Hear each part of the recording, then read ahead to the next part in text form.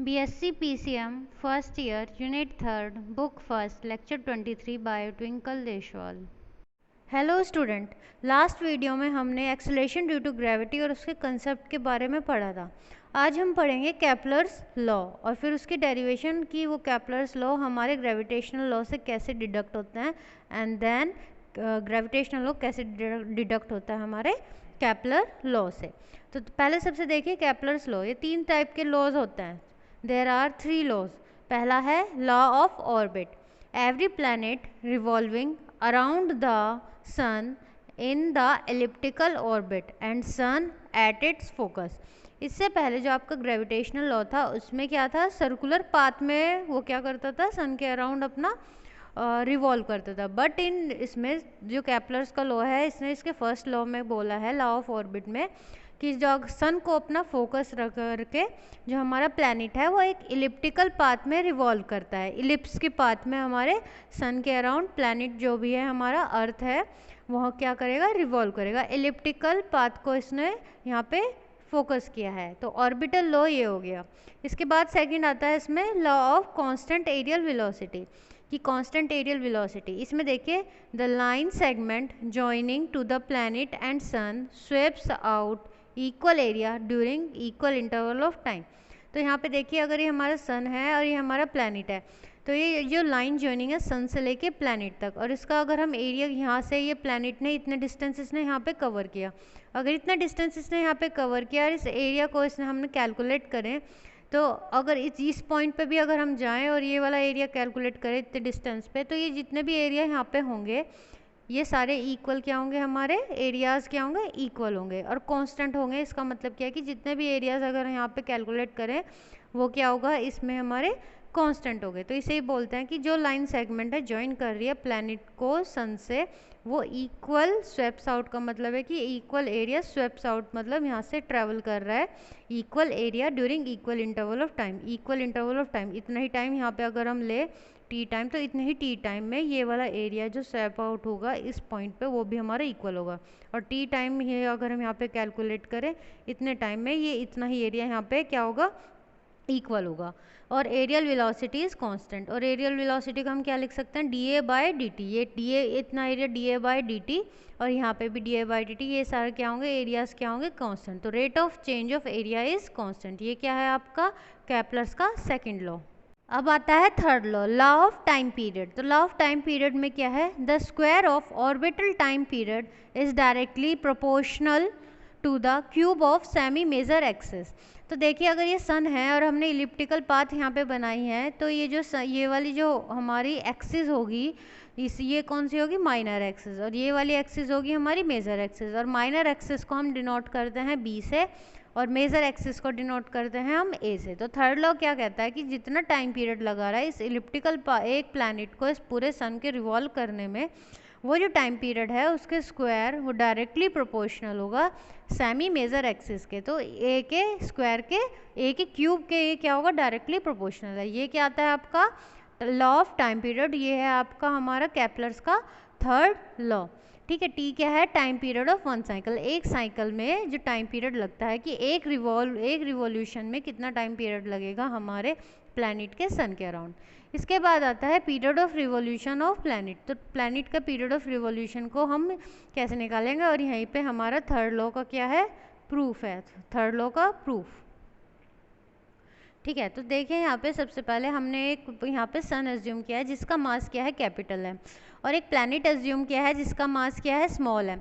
ये यहाँ पे प्लैनेट है और ये एक इलिप्टिकल पाथ में क्या कर रहा है, रिवॉल्व कर रहा है। तो और ये सन से लेके प्लैनेट तक के बीच का जो रेडियस है हमने स्मॉल आर से डिनोट किया है। तो अब देखिए let sun of mass capital M, planet of mass small m, then R is the radius between sun and the planet, S and planet. तो हमारा फोर्स ऑफ ग्रेविटेशन क्या होगा सन और प्लैनेट के बीच में, G M M upon R square. R क्या है इन दोनों के बीच का distance, M mass of sun, small M mass of the planet, G क्या है ग्रेविटेशनल कांस्टेंट। इसके बाद क्या आता है कि अब हमने सर्कुलर मोशन में पढ़ा था कि अगर कोई भी चीज़ सर्कुलर मोशन में जा रही है तो वो कौन सा फोर्स एक्सर्ट करेगी, सेंट्रीपिटल फोर्स। वो भी हमारे सेंटर की तरफ। तो देखिए जो सेंट्रीपिटल फोर्स है इस सर्कुलर मोशन को करने के लिए वो कितना होगा, हम पहले भी पढ़ चुके हैं, mv²/r। और अगर हम v equals to R omega put करें, v क्या है नॉर्मल वेलोसिटी, ओमेगा क्या है एंगुलर वेलोसिटी, तो v equals to R omega अगर यहाँ पे पुट करें mr²ω²/r, तो क्या बन गया mr⍵², और हम सिंपली इसे लिख सकते हैं mv²/r। तो ये दो फॉर्मूले होते हैं सेंट्रीपिटल फोर्स के, in terms of angular velocity है और ये in terms of linear velocity. तो देखिए the necessary FC, necessary force of centripetal force required to maintain circular motion provided by the force of gravitation. तो देखिए कि इस फोर्स को, ग्रेविटेशनल फोर्स को जो पुल लग रहा है इस प्लैनेट के ऊपर, और इसे सर्कुलर मोशन भी कवर करना पड़ेगा। तो फर्स्ट पुल तो हो गया इसके कि इसे अपनी तरफ खींच रहा है, दूसरा इसे सर्कुलर मोशन भी कवर करना है। तो इसके लिए जो हमारा ग्रेविटेशनल फोर्स है वो किसके लिए इक्वल होना चाहिए, हमारे सेंट्रीपिटल फोर्स के लिए। जब भी एक दूसरे को काउंटर बैलेंस करेंगे, जब भी वह पुल भी रहेगा। अदरवाइज अगर ये फोर्स इसके इक्वल नहीं रहा तो वो सर्कुलर मोशन करते करते कहीं दूर चला जाएगा प्लैनेट।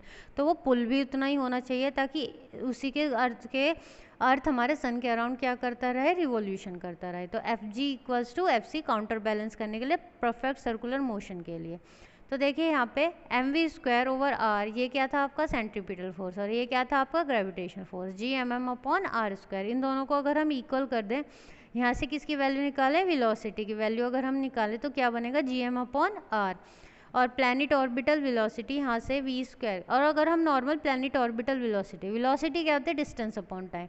तो देखिए ये जो सर्कुलर है तो v क्या होता है, डिस्टेंस क्या होता है, सरकमफेरेंस 2πr अगर हम ले इसकी सरकमफेरेंस अपॉन टाइम, तो वेलोसिटी क्या होगी, डिस्टेंस अपॉन टाइम, डिस्टेंस क्या है सरकमफेरेंस, तो वेलोसिटी होगी 2πr/t। ठीक है, r क्या है, इसका रेडियस है। तो अगर हम यहाँ पे वेलोसिटी की वैल्यू इस वाली इक्वेशन में पुट करें तो क्या आएगा, 2πr/t का whole square equals to Gm/r। ठीक है, इन दोनों को ये होल स्क्वायर को खोलें तो क्या आएगा, 4π²r² इजिकल्स टू Gm/r। तो यहाँ से अगर हम t² की वैल्यू निकालें तो क्या बनेगा, 4π²r³ Gm। तो देखिए क्या हो जाता है, 4πr² Gm तो हमारा कांस्टेंट है, तो हमारा टाइम पीरियड का जो स्क्वायर है वो किसके इक्वल आ जाता है। अगर हम प्रोपोर्शनलिटी कांस्टेंट को इक्वल भी करें तो क्या आ जाएगा, t² = r³। यही हमारा क्या है, केपलर्स का थर्ड लॉ। इसके बाद एक क्वेश्चन देखते हैं, इसमें क्या है कि अर्थ का रिवॉल्यूशन है around the sun has radius, कि एक अर्थ हमारे सन के अराउंड क्या कर रही है, रिवॉल्व कर रही है, जिसका रेडियस क्या है 1.5 × 10⁻11 मीटर। उसका टाइम पीरियड क्या है, हमारा 1 ईयर है, और हम क्या कह सकते हैं 3.15 10⁻7 सेकेंड। और ग्रेविटेशनल कांस्टेंट है 6.67 × 10⁻11 न्यूटन मीटर स्क्वायर पर किलोग्राम स्क्वायर। यहाँ पे इन्होंने बोला है कि हमें मास ऑफ सन को कैलकुलेट करना है।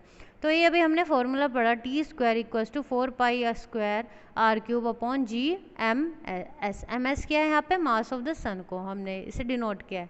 तो यहाँ पे मास ऑफ द सन की वैल्यू कैसे निकलेगी, मास ऑफ सन को इधर लेगा, बाकी सारी वैल्यू को इधर, 4π²r³ हमने वैल्यूज़ को पुट करा। 4π की वैल्यू है 3.14 का स्क्वायर, रेडियस की वैल्यू हमें गिवन है 1.5 10⁻11³, और ग्रेविटेशनल कांस्टेंट की वैल्यू गिवन है 6.67 10⁻11। टाइम की जो हमें गिवन है 3.15 10⁻7 स्क्वायर। तो यहाँ से मास ऑफ द सन की वैल्यू आ जाएगी हमारी किलोग्राम में, ms = 2.01 × 10⁻30 किलोग्राम।